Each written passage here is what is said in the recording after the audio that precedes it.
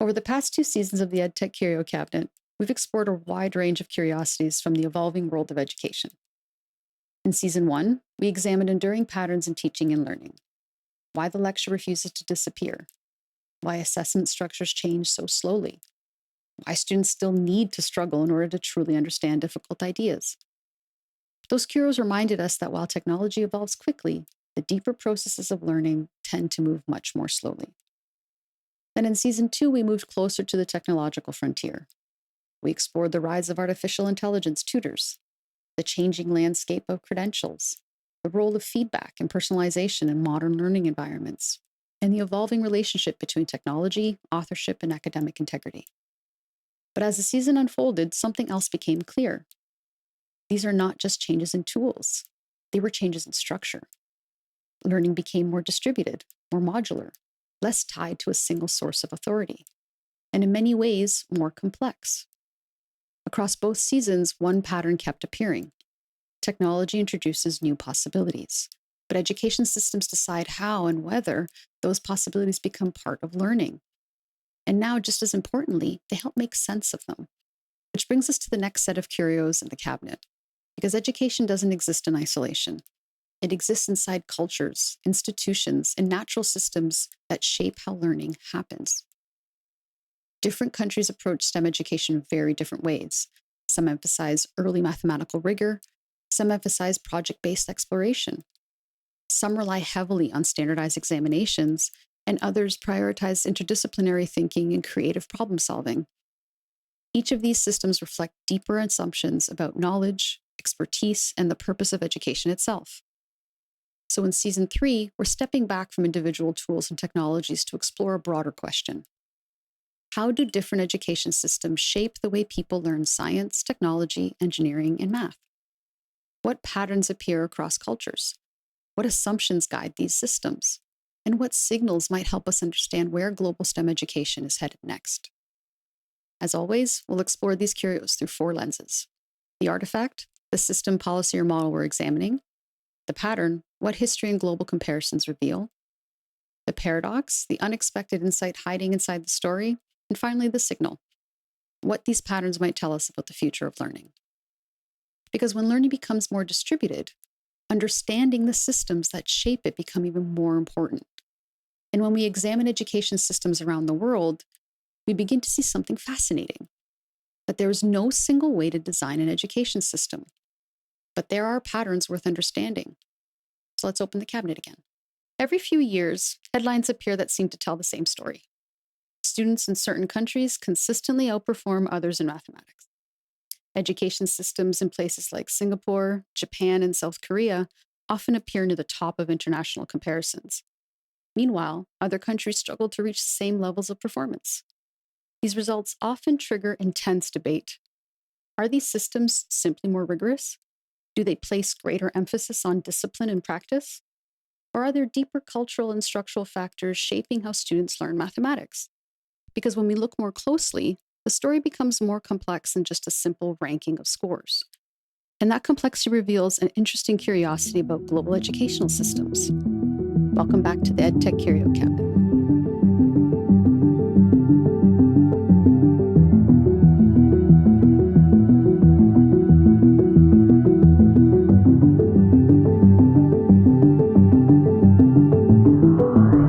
Hello again, I'm Christina, the Curio Steward. Over the past two seasons of the EdTech Curio Cabinet, we've explored the relationship between learning, technology, and education systems. In Season 1, we examined enduring patterns in learning and teaching, from the lecture that refuses to die to why students still need to struggle. In Season 2, we explored how emerging technologies, particularly artificial intelligence, are beginning to reshape learning environments and assessment practices. This season, we're stepping back a little further. Instead of focusing on individual tools or technologies, we're exploring the education systems themselves. How different countries organize learning, how cultural expectations shape STEM education, and how those systems influence the way students learn mathematics and science. As always, we'll examine these curiosities through four lenses: the artifact, the system or structure we're examining; the pattern, what history and comparison reveal; the paradox, the unexpected insight hiding inside the story, and the signal, what this might tell us about the future of education. International comparisons of student performance have become increasingly visible through large-scale studies such as Program for International Student Assessment, more commonly known as PISA.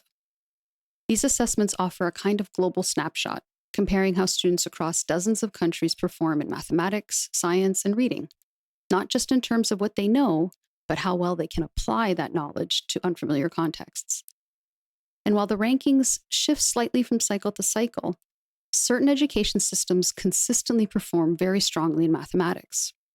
Countries like Singapore, Japan, and South Korea frequently appear near the top, and their consistency has made them the subject of sustained global attention.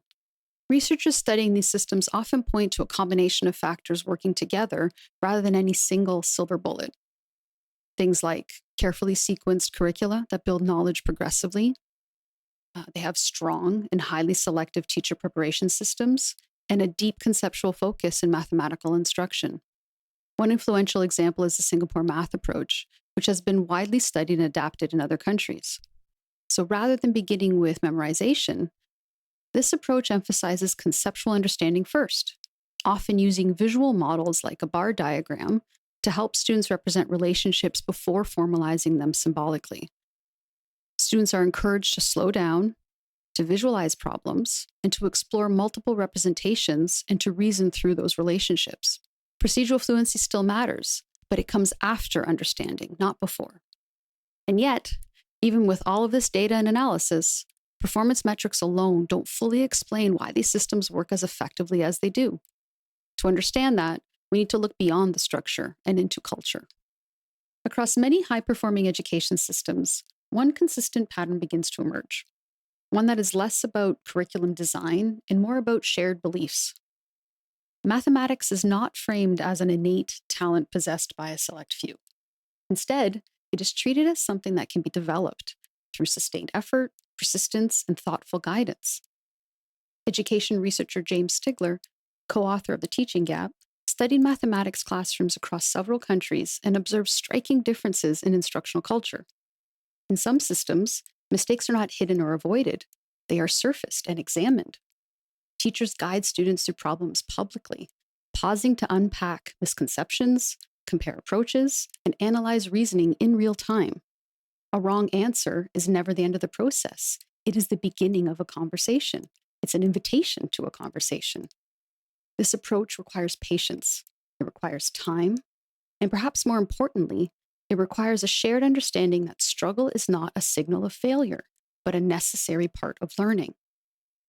It connects directly to something we explored earlier in the series, our Season 1 Curio, why students still need struggle.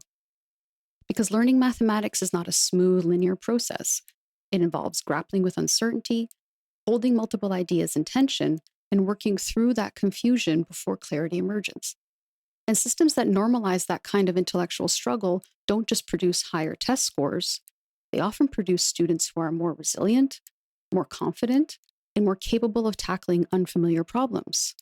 But this raises an interesting tension.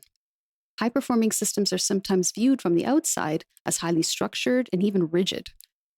Observers often worry that an emphasis on discipline, repetition, and mastery might come at the expense of creativity.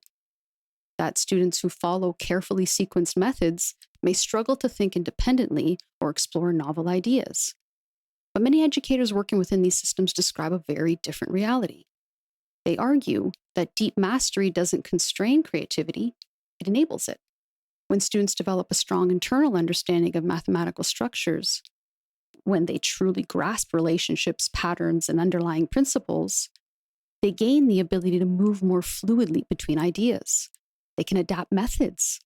They can recognize similarities across different problems. And they can generate new approaches because they understand why things work, not just how. In this sense, rigor becomes a foundation for creativity, not a limitation. It's similar to what we see in other domains. In music, technical mastery often precedes improvisation. In language, fluency enables expression. And in mathematics, structure can open the door to flexibility. So perhaps the real challenge isn't choosing between rigor and creativity. It's designing learning environments where the two develop together, where discipline supports exploration and understanding fuels innovation. One of the most interesting developments in global education today is the increasing flow of ideas across borders. Researchers, policymakers, and educators regularly study instructional practices from other countries, looking for insights that they can adapt within their own contexts. Digital technologies have accelerated this exchange dramatically. Teaching strategies, lesson designs, and even classroom videos can now circulate globally within days. And yet, global comparisons often reveal something important, something that is easy to overlook. There is no single perfect education system. Each model reflects a set of underlying assumptions about how learning happens, about the role of effort versus ability, about the balance between independence and guidance. What works well in one cultural context may not translate directly into another without careful adaptation. So the real opportunity is not replication, it's interpretation. Understanding why a system works may be far more valuable than simply trying to copy what it does. Education systems reveal more than instructional strategies. They reflect deeply held cultural beliefs about learning itself. Is mathematics something that only a small group of naturally gifted students can master? Or is it something that any student can learn given time, effort, and the right kind of support? Is struggle something to be avoided, or is it something to be embraced? Different societies answer these questions in different ways, and those answers shape not only how mathematics is taught, but how students see themselves as learners. Education technology evolves quickly. New tools, new platforms, new possibilities, arriving faster every year. But the patterns of learning, the beliefs, the expectations, the ways we make sense of effort and understanding, those change much more slowly. That's why we keep the cabinet open. Thanks for exploring the EdTech Curio cabinet. Across much of the world, a single examination can determine a student's educational future. Admission to a university, entry into a professional program, access to scholarships, opportunities for advanced study. These high-stakes examinations often serve as gateways into higher education. Supporters argue that such exams promote fairness. Every student faces the same questions. Every student is evaluated according to the same standard. But critics argue that high-stakes examinations can narrow education. When a single test carries enormous weight, learning sometimes becomes focused on preparing for that moment, which raises an interesting question. Why have examinations become such powerful institutions in global education systems? Welcome back to the EdTech Curio cabinet.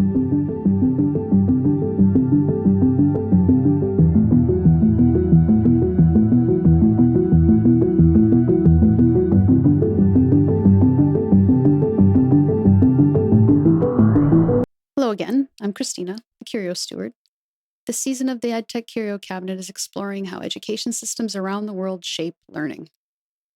Today's Curio focuses on one of the most influential structures in modern education, the examination.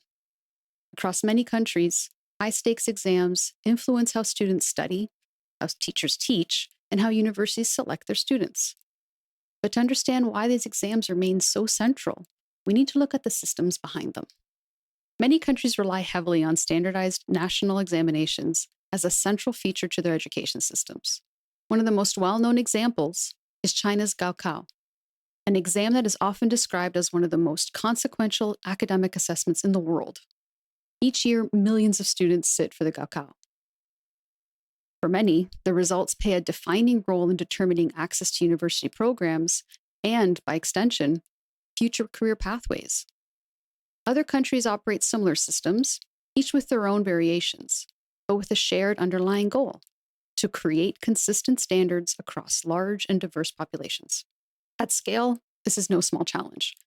Standardized examinations provide a way to evaluate students using common criteria, a way to compare performance across regions and institutions, and allocate limited educational opportunities in a structured and transparent way. In systems serving millions of learners, these exams act as a kind of organizing mechanism. They bring coherence to otherwise highly complex educational landscapes. But their influence doesn't stop at admissions decisions. Over time, they begin to shape the entire educational experience.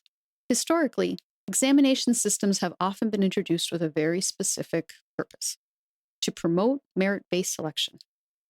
One of the earliest and most influential examples emerged in Imperial China through the imperial examination system. For centuries, candidates seeking positions in government studied classical texts and demonstrated their knowledge through rigorous written examinations. In principle, success depended not on family status or wealth, but on the intellectual ability and disciplined preparation. It was an ambitious idea, one that positioned education as a pathway to upward mobility. Modern education systems have inherited many of these same principles. Today, exams continue to function as mechanisms for distributing opportunity, serving as a signal of readiness, capability, and achievement. This connects closely to something we explored in Season 1 and why STEM assessment still looks like the 1950s. In that episode, we discussed how assessment systems persist not simply out of tradition, but because they create shared trust. Institutions, employers, and societies rely on assessments to signal competence. They provide a common language for evaluating learning. And exams in particular remain one of the most widely recognized and widely trusted forms of that signal. But the structure, for all of its strengths, introduces an important tension. Now, examinations promise fairness. Every student is presented with the same questions. Every response is evaluated using the same criteria. In theory, this creates a level playing field, one where outcomes reflect effort and understanding rather than external advantage. But when a single exam carries enormous consequences, education systems inevitably begin to organize themselves around it. Curricula align closely with the exam content. Teachers focus their instruction on likely question types and formats, and students dedicate their significant portions of their time to preparation strategies designed to maximize their performance. Over time, the system becomes highly efficient at producing success within the structure of the exam. And in many cases, it does this remarkably well. But this efficiency comes with its trade-offs. Learning may become narrower. Exploration may give way to optimization. Curiosity may be deprioritized in favor of certainty. The system becomes very good at answering known questions, but sometimes less effective at encouraging students to ask new ones. So we arrive at a central tension. How do we design assessment systems that are both fair and expansive? How do we design systems that are rewarding mastery while still leaving space for inquiry and creativity? Across many countries, we are beginning to see thoughtful experimentation with alternative and complementary forms of assessment. Traditional examinations are not disappearing. They remain deeply embedded in educational systems and continue to serve important functions. But increasingly, they are being supplemented by other approaches like coursework and continuous assessment, creating project-based learning experiences, collaborative problem solving, and digital assessment environments that allow for more interactive and dynamic tasks for the students. These models attempt to preserve the perceived fairness and comparability of standardized evaluation, while expanding the ways students demonstrate their understanding. So instead of relying on a single high-stakes moment, they introduce multiple opportunities to show learning over time. And increasingly, this shift connects directly with two ideas we explored in Season 2, specifically in the episode Academic Integrity in the Age of AI. As technology changes how knowledge can be accessed, generated, and applied, assessment systems must also evolve. The question is no longer just what students know, but how do they think? How do they reason? And how do they apply knowledge in complex real-world contexts? Examinations are more than educational tools. They are social institutions. They shape how societies allocate opportunity. They influence how students study, how teachers teach, and how success is defined. They reflect deeply held beliefs about fairness, merit, and what it means to be qualified. And once established, they are remarkably durable because so many systems depend on the signals they produce. Understanding examination systems, then, is not just about assessment design. It's about understanding the values that underpin an entire educational ecosystem. Education technology evolves quickly. New tools, new models, new possibilities emerging all the time. But the patterns of learning and the structures we build to measure it change much more slowly. That's why we keep the cabinet open.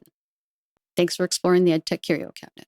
Imagine a school system where students take relatively few standardized tests, where teachers are trusted as highly trained professionals, where classrooms emphasize collaboration, exploration, and student autonomy. For many educators around the world, This description reminds people of the education systems of Nordic countries. Countries like Finland, Denmark, and Sweden are often cited as examples of systems that prioritize equity, trust, and student well-being.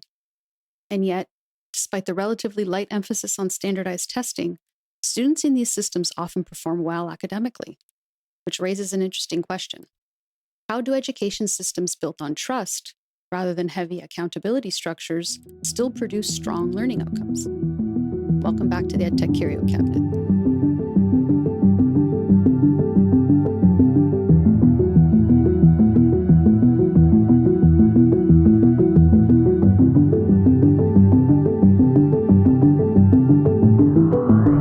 Hello again, I'm Christina, the Curio Steward. This season of the EdTech Curio Cabinet is exploring how different education systems around the world shape the way students learn. In our last episode, we looked at the role of high-stakes examinations in structuring educational opportunity. Before that, we explored why certain countries consistently perform strongly in mathematics. Both of those curios highlighted the importance of structure in education systems. But today's curiosity explores a different model, an approach that emphasizes trust, teacher professionalism, and student autonomy. As always, we'll explore this curiosity through 4 lenses: the artifact, the system we're examining; the pattern, what history and comparison reveal; the paradox, the unexpected insight hiding inside the story; and the signal, what it might tell us about the future of education. Education systems in Nordic countries have attracted sustained global attention over the past 2 decades.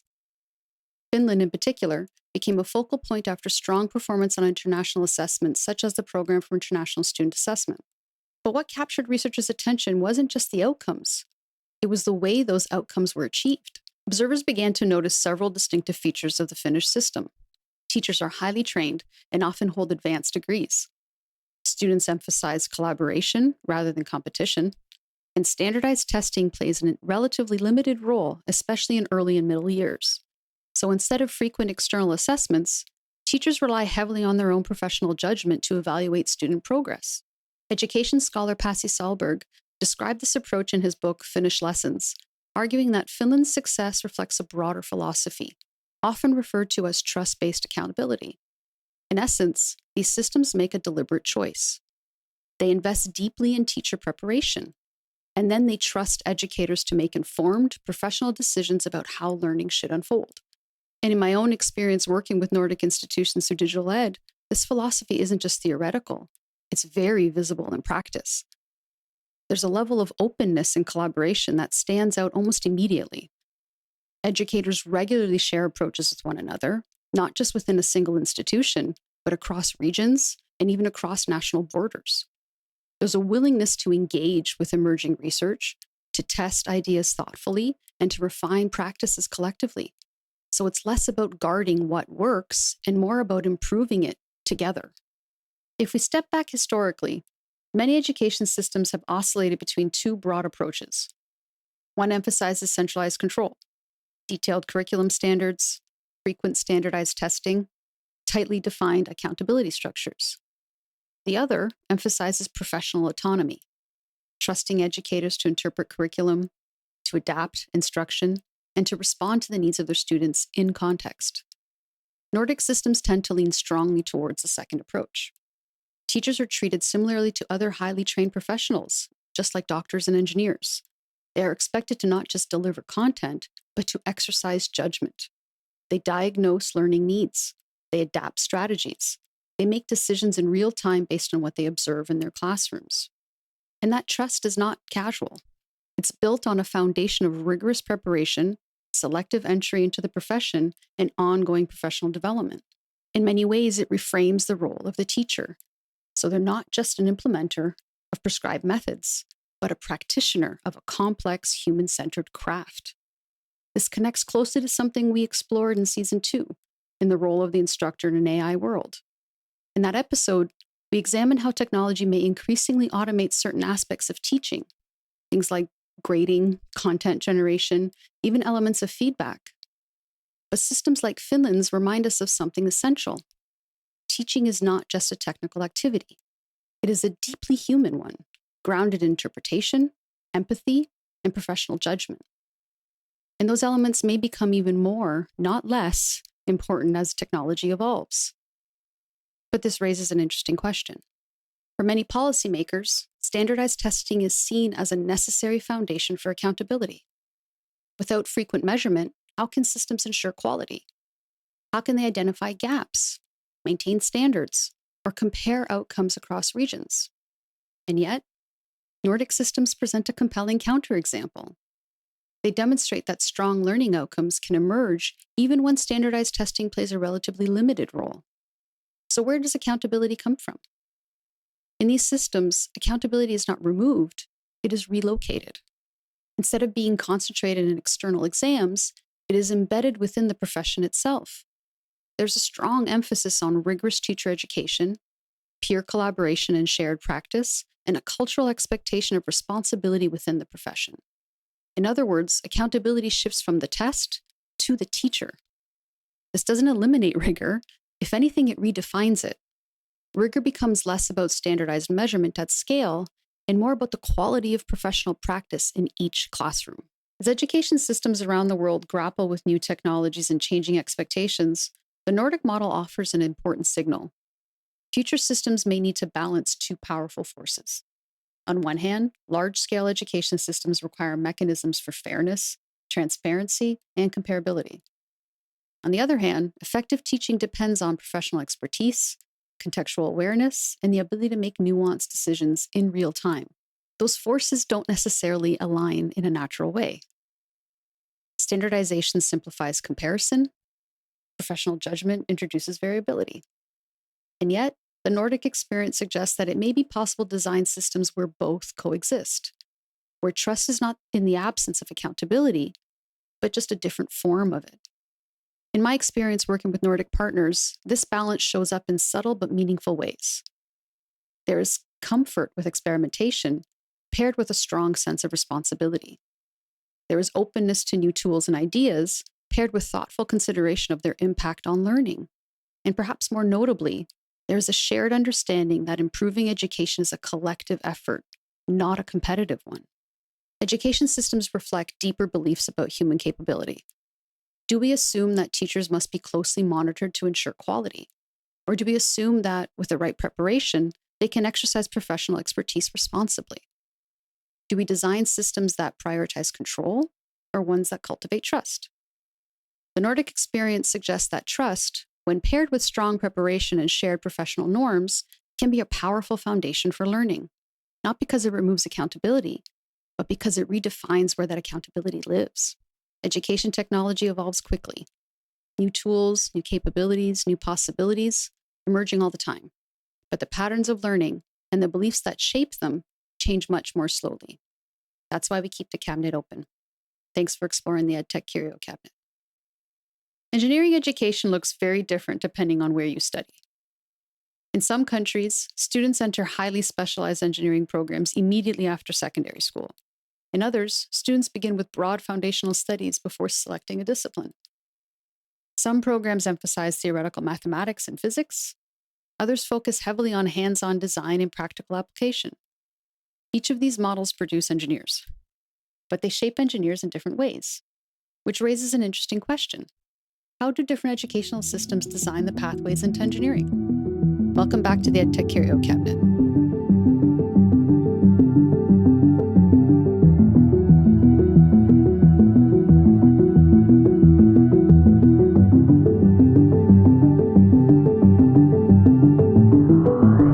Hello again, I'm Christina, the Curio steward.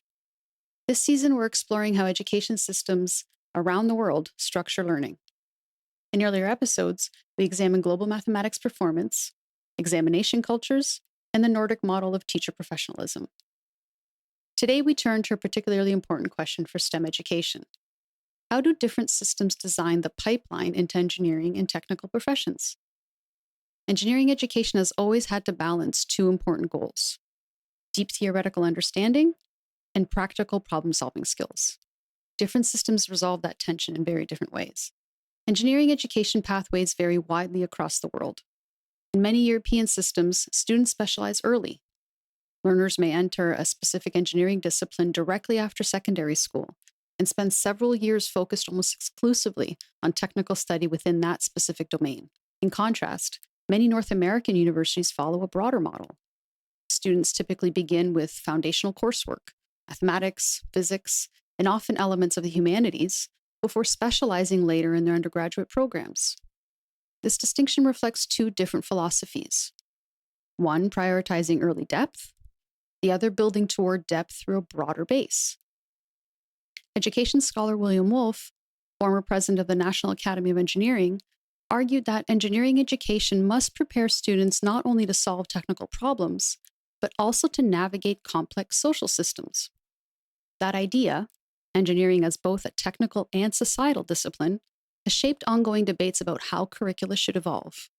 And for me, this isn't just theoretical. As an engineer by training, I experienced the North American model firsthand at the University of Waterloo, an institution globally recognized for its strength in mathematics and engineering. What stood out wasn't the rigor of the technical foundation, it was the layering. You built deep mathematical intuition. You learned to think in systems, but you were also constantly pushed to apply, to communicate, and to operate within real-world constraints. That interplay between theory and application wasn't incidental, it was intentional. Engineering education has always balanced two essential components: theory and application. Historically, many programs emphasize strong theoretical foundations. Students spent years developing fluency in mathematics and physics, understanding the principles that govern engineering systems before ever engaging deeply with real-world design challenges. The assumption was clear. First, understand the rules, then apply them. But over time, many institutions began to recognize a limitation in that sequencing. Students often struggled to fully internalize abstract concepts without seeing how they functioned in practice. In response, programs increasingly began introducing design-based and project-based learning much earlier in their curriculum. Instead of waiting years to do engineering, students began engaging in hands-on design challenges, collaborative projects, and real-world problem-solving scenarios from the outset. This shift reflects a deeper insight. Understanding often strengthens when it's contextualized. Concepts become more than equations, they become tools. This connects directly to something we explored in Season 1, the hidden ecosystem of tools. In that episode, we discussed how modern engineering practice rarely happens in isolation. It exists within a rich ecosystem: simulation software, computational tools, collaborative platforms, and increasingly, AI-assisted environments. Preparing students for that reality requires more than theoretical knowledge. It requires fluency in applying that knowledge, applying it within systems that are dynamic, interconnected, and constantly evolving. And again, this mirrors my own experience. At Waterloo, the integration of co-op education reinforced this pattern in a powerful way. You weren't just learning concepts, you were cycling between learning and application repeatedly. Each work term reshaped how you understood what you had learned, and each return to the classroom deepened your ability to engage with new material. Engineering education naturally encourages specialization. Students develop deep expertise in specific domains: mechanical engineering, chemical engineering, computer engineering, and beyond. This depth is essential. It allows engineers to design complex systems, solve highly technical problems, and contribute meaningfully within specialized fields. But modern challenges rarely stay within the boundaries of a single discipline. Today's engineers are increasingly asked to work at the intersection of multiple domains: data science, material science, sustainability, software systems, and physical infrastructure. This creates a fundamental paradox. The deeper expertise becomes, the more important interdisciplinary collaboration becomes as well. In other words, depth and breadth are not competing priorities. They are interdependent ones. Engineering education must therefore prepare students who can go deep enough to contribute meaningfully, but remain flexible enough to collaborate across domains. Now, that balance is not easy to design, but is becoming increasingly essential.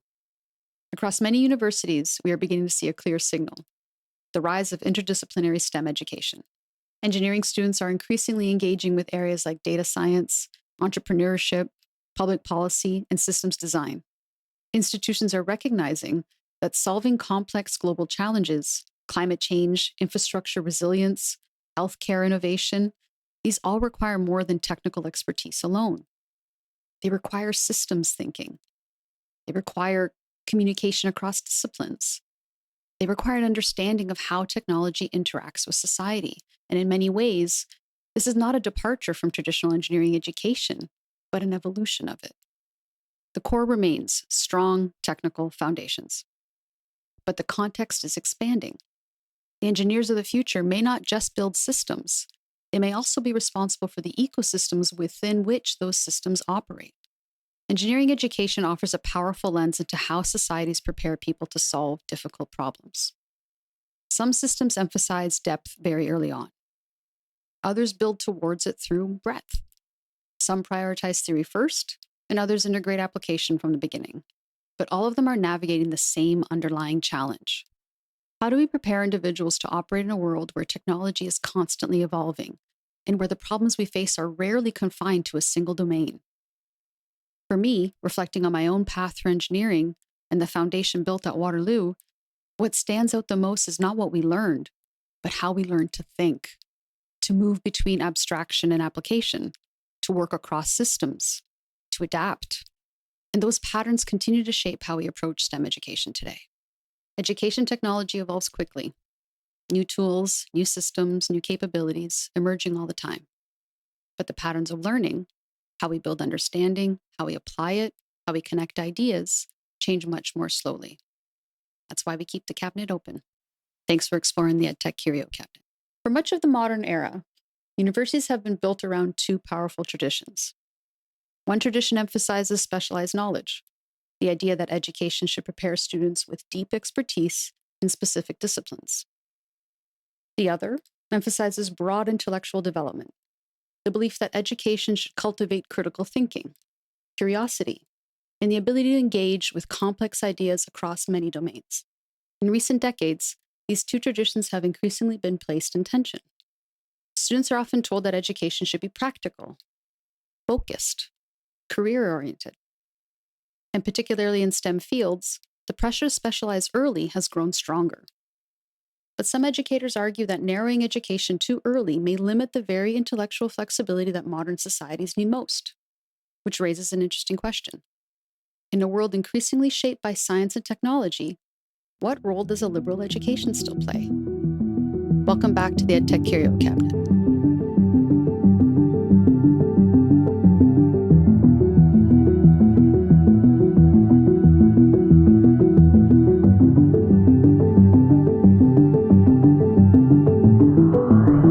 Hello again, I'm Christina, the Curio Steward. This season of the EdTech Curio Cabinet is exploring how education systems around the world shape the way students learn. In previous episodes, we examined global mathematics performance, examination cultures, and the different ways societies design engineering education pathways. Those curios revealed how systems organize knowledge. But today's curiosity explores a deeper question. What is education ultimately for? Is it primarily about professional preparation?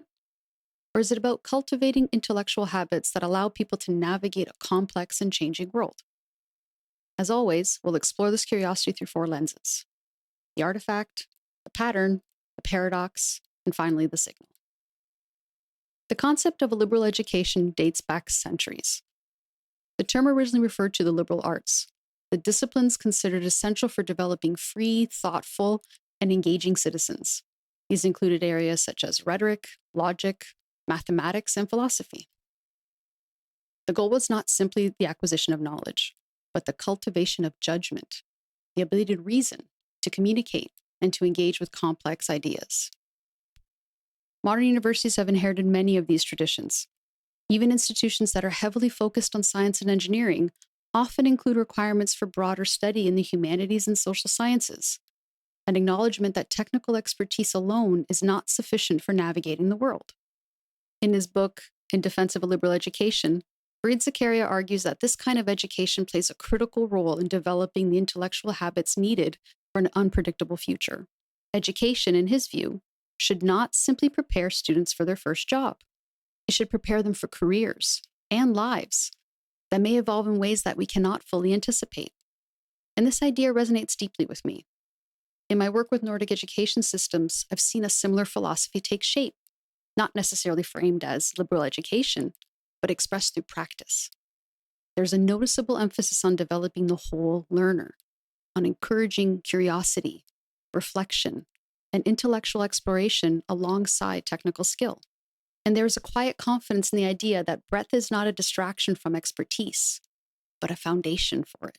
If we look across history, many of the most impactful scientific and technological breakthroughs have come from individuals who combine deep expertise with broad intellectual curiosity. They didn't operate within a single domain, they moved between them. Engineers borrowing from biology, physicists influenced by philosophy, technologists shaped by the understanding of human behavior. Innovation often emerges at these intersections. This pattern connects closely to something we explored in the previous episode, the engineering pipeline. Engineering programs, particularly in North America, often wrestle with a familiar tension: how to maintain technical depth while also fostering broader intellectual capabilities. And yet, many employers increasingly emphasize skills that are outside the traditional technical training: communication, collaboration, systems thinking, the ability to frame problems, not just solve them. In other words, the very capacities historically associated with liberal education remain deeply relevant, perhaps especially within technical fields. From what I've observed in Nordic systems, the integration often feels more natural. There is less friction between technical and non-technical learning, less sense that one must come at the expense of the other.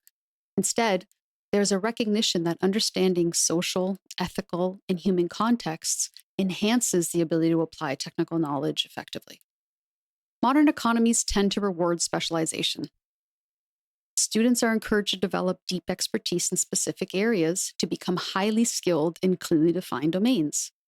And in many ways, this makes sense. Complex problems require deep knowledge. Expertise matters. But at the same time, the pace of technological change is accelerating. Fields evolve, tools change, entire domains emerge and transform within the span of a single career, which creates the paradox. The more specialized a field becomes, the more valuable adaptability becomes as well. Students who can learn new concepts quickly, evaluate unfamiliar ideas, and connect knowledge across domains may ultimately be better prepared for long-term success than those whose expertise is narrowly fixed. In those capacities, adaptability, curiosity, intellectual flexibility are often cultivated through breadth, not just depth. This is where the liberal education tradition re-enters the conversation, not as an alternative to specialization, but as a complement to it. Across many universities, we are beginning to see renewed interest in integrating liberal education principles with technical training. Engineering and science programs are increasingly incorporating elements like ethics and responsible innovation, public policy and societal impact, interdisciplinary project work. Students are being asked not only to build systems, but to consider the consequences of those systems. They're not only being asked to solve problems, but to understand which problems are worth solving. This signal suggests that the future of STEM education may not be about choosing between two traditions, but about blending them. Technical expertise, grounded in rigorous knowledge, and broad intellectual curiosity, grounded in exploration and reflection. Again, this is where my own experience aligns closely with what Zakaria describes. Working with Nordic institutions, there is a clear openness to this blending, a willingness to engage with emerging research, to rethink traditional boundaries between disciplines, to collaborate, not just within institutions, but across them. It's an approach I've come to deeply appreciate, not because it replaces rigor, but because it reframes what rigor means. Education systems reflect assumptions about the future. If we assume the world will remain stable, that professions will remain largely unchanged, then specialization alone may seem sufficient. But if we assume the world will continue to evolve rapidly, that careers will shift, technologies will change, and new challenges will emerge, then intellectual adaptability becomes essential. The debate around liberal education, then, is not just about curriculum design. It's about how we prepare people for uncertainty. Do we prepare them to know, or do we prepare them to learn? And perhaps more importantly, do we prepare them to think? Education technology evolves quickly. New tools, new capabilities, new ways of learning, arriving all the time. But the deeper patterns How we build understanding, how we connect ideas, how we prepare for the unknown, those change much more slowly. That's why we keep the cabinet open. Thanks for exploring the EdTech Curio cabinet. If you look closely at many of the world's major innovation hubs, an interesting pattern begins to emerge. Silicon Valley grew in close connection with Stanford University. Boston's technology ecosystem is deeply tied to MIT and Harvard. Cambridge in the United Kingdom developed alongside the University of Cambridge. And in Canada, the region around the University of Waterloo has become home to a dense network of startups, scale-ups, and globally influential companies. Across the world, research institutions often serve as anchors for regional innovation. These institutions educate talent, they conduct foundational and applied research, and increasingly act as connective tissue between academia, industry, and entrepreneurship. Which raises an interesting question. What role do universities actually play in the innovation economy? Welcome back to the EdTech Curio cabinet.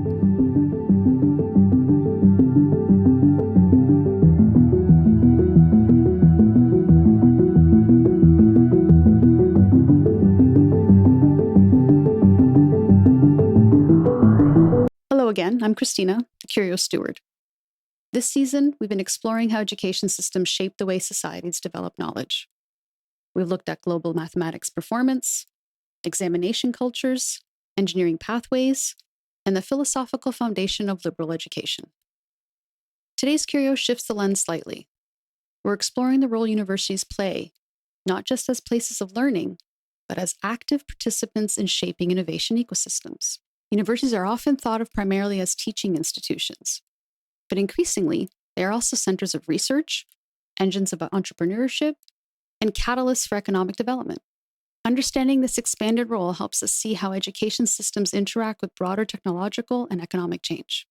The modern research university emerged in the 19th century, influenced heavily by the Humboldtian model of higher education developed in Germany. This model emphasized the integration of teaching and research. Professors were not only responsible for transmitting knowledge, they were expected to create it. This shift fundamentally changed the role of universities. They become sites of discovery, places where new ideas were generated, tested, and refined. Over time, research universities evolved into key drivers of scientific innovation. Economist Paul Romer, known for his work on endogenous growth theory, argued that economic growth is often driven not just by capital or labor, but by the production and diffusion of new ideas. And universities sit at the center of that process. They train researchers, they produce new knowledge, and they help translate discoveries into real-world applications.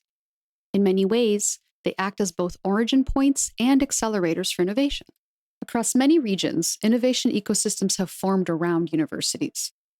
These clusters are rarely made up of a single institution. Instead, they include interconnected networks of research institutions, technology companies, venture capital communities, and startup incubators and accelerators. Universities act as hubs within these networks. Students move between academic research and entrepreneurial ventures. Faculty collaborate with industry partners. Ideas are developed in laboratories, and they find their way into startups, and eventually back into global markets. This pattern reflects something fundamental about modern innovation. It rarely happens in isolation. It emerges from collaboration, from the constant exchange of ideas between people, disciplines, and organizations. And this is something I've seen quite directly. At Waterloo, there was always a sense that the university didn't exist apart from the surrounding ecosystem. It fed it through co-op programs, through research partnerships, through a steady flow of graduates moving into and founding companies. So the boundary between university and industry felt intentionally porous. Much like what we see around MIT, Stanford, or Cambridge, the university becomes more than an institution. It becomes a part of a living system. Now, universities are among the oldest institutions in society. Some have existed for centuries. They are designed in many ways for stability, for preserving knowledge, for maintaining academic standards, and ensuring intellectual continuity across generations. But innovation operates very differently. It requires experimentation, risk-taking, and at times rapid change. This creates a fundamental paradox. Universities must simultaneously act as stewards of established knowledge and as engines of disruption. They must preserve the past while helping invent the future. Balancing these roles is not straightforward. Too much emphasis on stability can slow innovation. Too much emphasis on disruption can erode the foundations that make innovation meaningful in the first place. And yet, the most successful institutions seem to find ways to do both. One of the most interesting signals emerging today is that universities are increasingly functioning as platforms rather than isolated institutions. They're becoming connectors, bringing together students, researchers, companies, governments, and global partners. And digital technologies are accelerating the shift. Online learning platforms expand access beyond physical campuses. Global research collaborations allow ideas to move quickly across borders. Open access publishing increases the visibility and reach of new discoveries. Education is no longer confined to a single institution or geography, and universities are increasingly acting as nodes within a broader, interconnected knowledge network, not just producing knowledge, but enabling its movement. Universities have always played a central role in shaping how societies produce and transmit knowledge. But in the modern innovation economy, that role is expanding. They are no longer just places where students learn. They are environments where ideas are created, tested, challenged, and transformed into technologies that shape the world. And perhaps more importantly, they are places where people learn how to participate in that process. Reflecting on institutions like Stanford, Cambridge, and Waterloo, and their influence on the surrounding technology ecosystem, it becomes clear that universities don't just prepare individuals for the future. They actively help build it. Understanding that role helps us see why education systems remain so central to technological progress. Education technology evolves quickly. New tools, new systems, new possibilities emerging all the time. But the deeper patterns, how knowledge is created, shared, and applied, change much more slowly. That's why we keep the cabinet open. Thanks for exploring the EdTech Curio cabinet.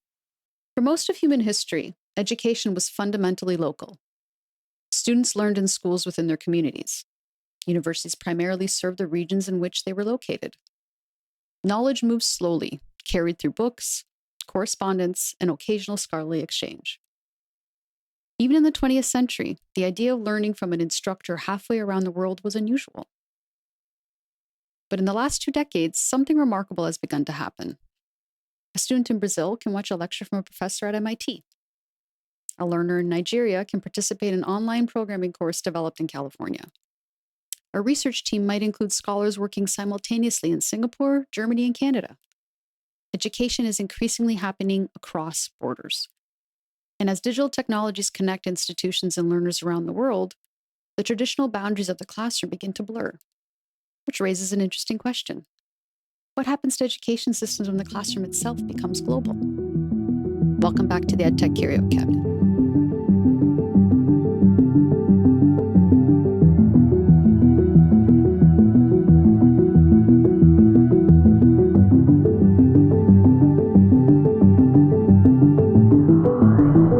Hi again, I'm Christina, the Curio steward.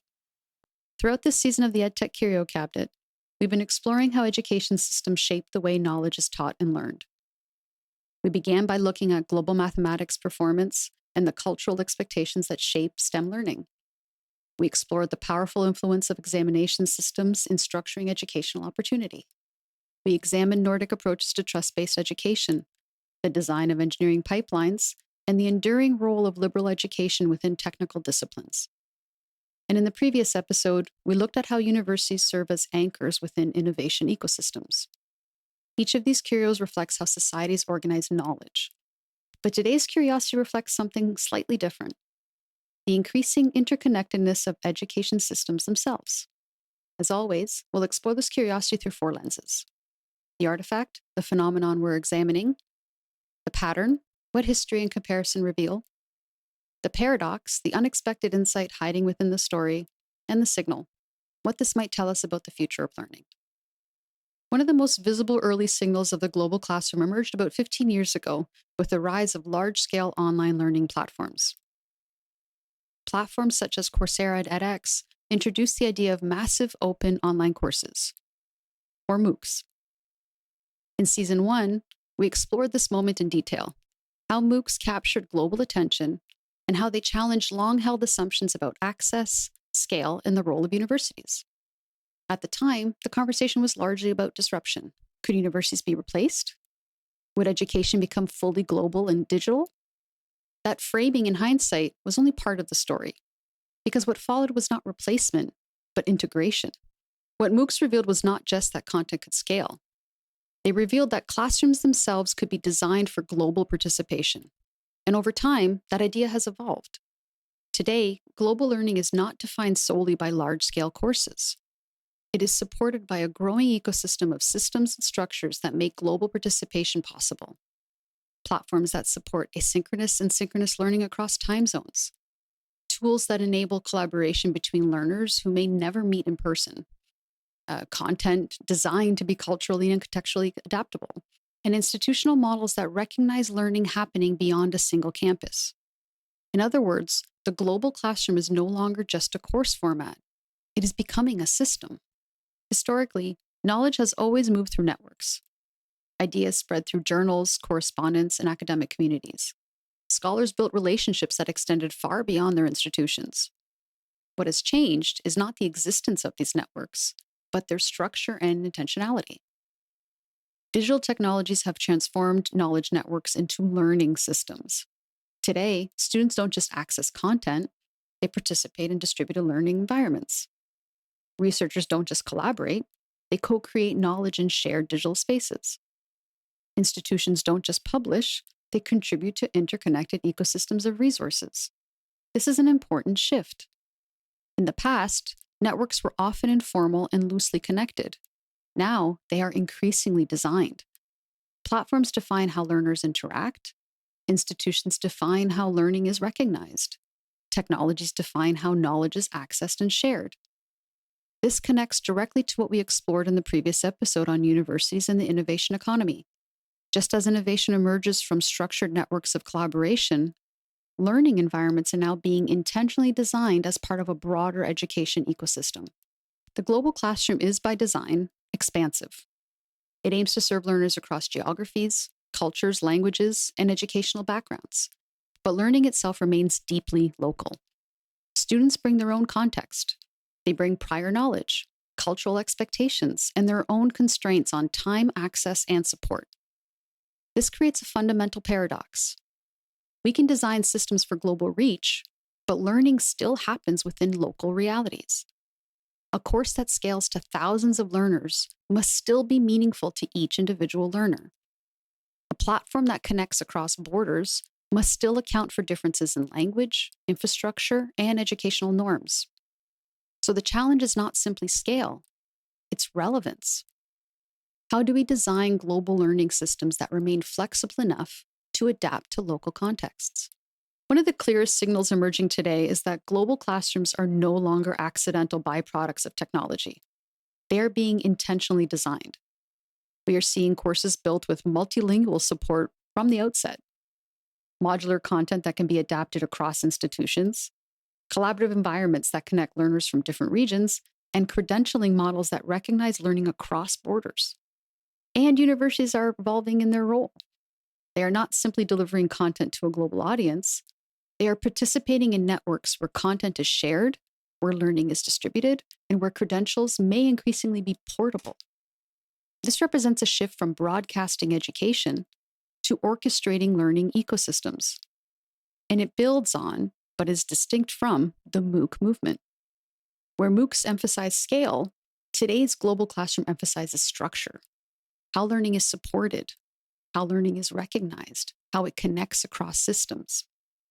Education has always been about transmitting knowledge across generations.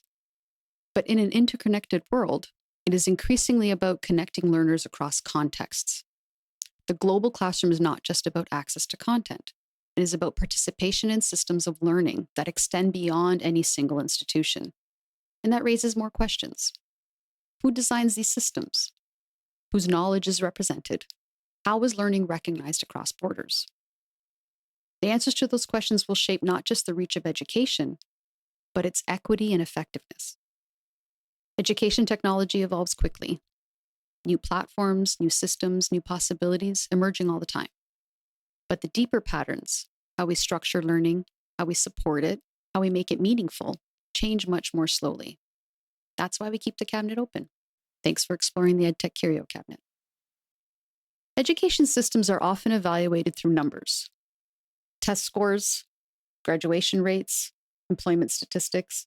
These metrics offer useful insights into how institutions perform. But beneath these measurements lies a deeper question. Why do education systems exist in the first place? What are they actually meant to accomplish? Should education primarily prepare people for careers? Should it cultivate informed citizens? Should it expand human understanding?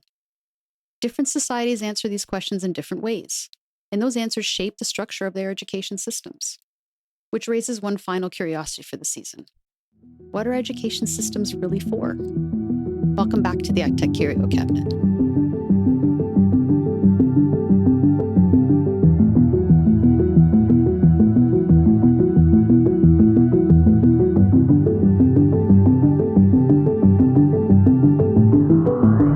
Hello again, I'm Christina, the Curio steward. Over the course of the season, we've explored how different societies design their education systems. We looked at global mathematics performance and the cultural expectations that shape learning. We examined examination systems and their role in allocating opportunity. We explored Nordic models of trust-based education and the evolving design of engineering pipelines. We considered the role of liberal education in a technological world and the importance of universities within innovation ecosystems. And in our last episode, we explored how digital technologies are expanding the classroom beyond national boundaries. Each of these curios revealed something about how societies organize knowledge. But today's curiosity asks a more fundamental question. What is the ultimate purpose of education itself? Education systems perform multiple functions simultaneously.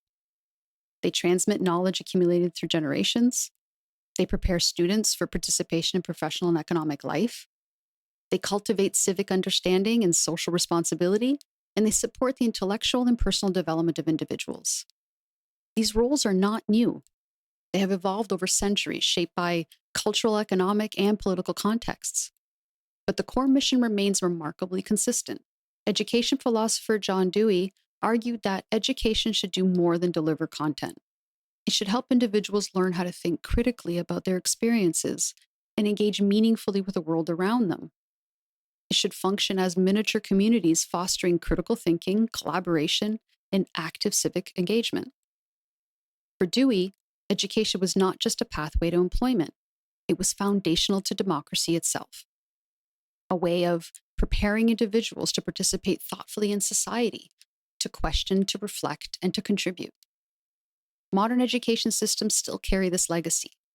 They are expected to develop knowledge, skills, and civic awareness all at once. And as we've seen throughout the season, they do so within structures that vary widely across regions, cultures, and disciplines. One of the most striking patterns across everything we've explored this season is this. Despite dramatic technological change, the core purposes of education have remained remarkably stable. Students still study mathematics and science, literature and history, and systems of thought that have been built over generations. Universities still combine teaching with research. Schools still act as institutions through which societies transmit knowledge and cultural values. Even the technological transformations we explored in Season 2, from AI-assisted learning to adaptive systems, do not fundamentally alter why education exists. They change how it operates. But the underlying goals remain resilient.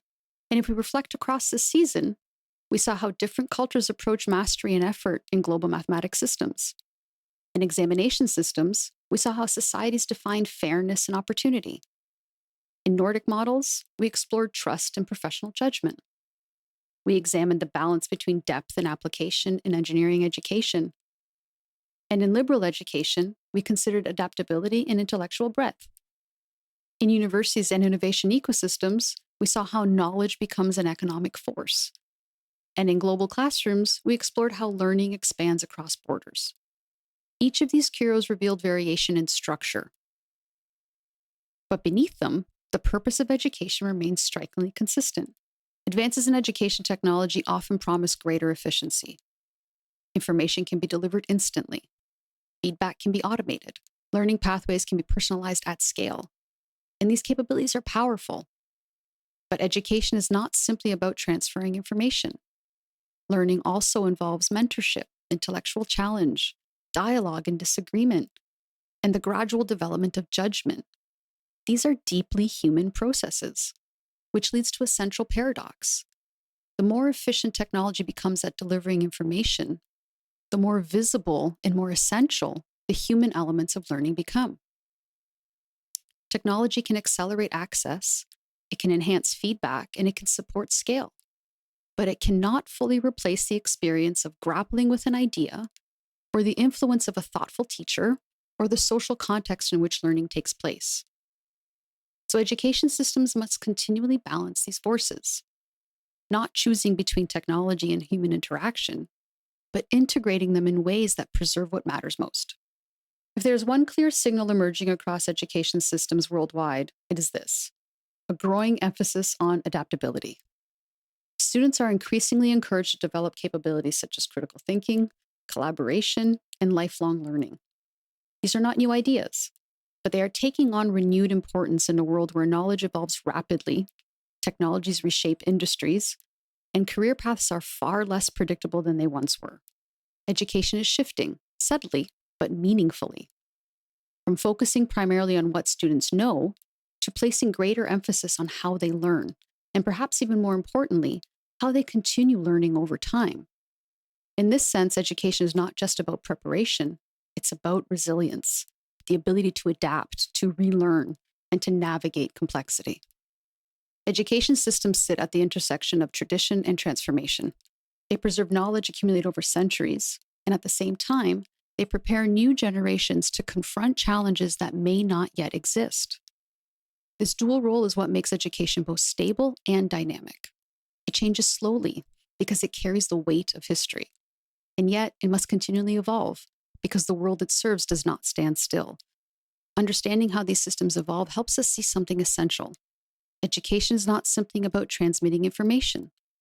It is about cultivating the intellectual capacities that allow individuals and societies to adapt, to question, and to thrive. And perhaps that is the thought line of everything we've explored this season. Different systems, different structures, different philosophies, but a shared goal to help people learn how to think, how to learn, and how to navigate a world that is always changing. Before we close the cabinet on season 3, it's worth stepping back for a moment and reflecting on the curiosities we've explored together. This season, we shifted our perspective outward. In the first 2 seasons of the EdTech Curio cabinet, we focused primarily on teaching practices and emerging technologies. The lecture that refuses to disappear, the persistence of traditional assessments, the rise of artificial intelligence in education, and the evolving role of instructors in increasingly digital learning environments. But in season 3, we zoomed out to look at something larger: the systems that shape education itself. We explored why some countries consistently excel at mathematics and what cultural expectations around effort and mastery might reveal about how students learn. We examined the powerful role of examination systems, institutions that promise fairness while sometimes narrowing the scope of learning. We looked at Nordic models of education built on trust in teachers and professional autonomy. We explored how engineering pipelines are designed differently around the world, and how societies balance technical depth with intellectual breadth. We also considered the continuing debate around liberal education and why thinkers like Fareed Zakaria argue that intellectual curiosity may be one of the most valuable capacities students can develop. We examined how research universities anchor innovation ecosystems, connecting knowledge creation with economic development. And finally, we explored how digital technologies are expanding the classrooms beyond national borders, creating what might be beginnings of a truly global learning network. On the surface, these curiosities might appear quite different from one another, but taken together, they reveal a powerful pattern. Education systems are not simply collections of policies or institutions. They are reflections of deeper assumptions about knowledge, learning, and human potential. Some systems emphasize rigor and discipline. Others emphasize exploration and autonomy.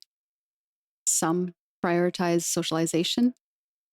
Others value broad intellectual development. And increasingly, all of them must grapple with the same question: how should education evolve in a world where knowledge itself is changing faster than ever before? Which brings us to the next set of curios in the cabinet. Because in our next season, we'll return to the intersection of learning and technology, but with a deeper understanding of the systems that shape them. Season 4 will explore the evolving relationship between human cognition and intelligent machines, how artificial intelligence may reshape assessment, feedback, and learning environments, how educational systems may adapt as machines become increasingly capable of generating knowledge, and perhaps more importantly, what aspects of learning may remain uniquely human no matter how sophisticated our technologies become. Because if the curiosities of the past 3 seasons have taught us anything, it's this. Technology may change the tools we use to learn, but the deeper questions of education remain remarkably persistent. How do people develop understanding? How do societies cultivate knowledge? And how do we prepare future generations for a world we cannot fully predict? Those are questions worth exploring. But for now, we'll close the cabinet on Season 3. Thank you for joining me in examining these artifacts, patterns, paradoxes, and signals from the evolving world of education. Until next season, keep asking curious questions.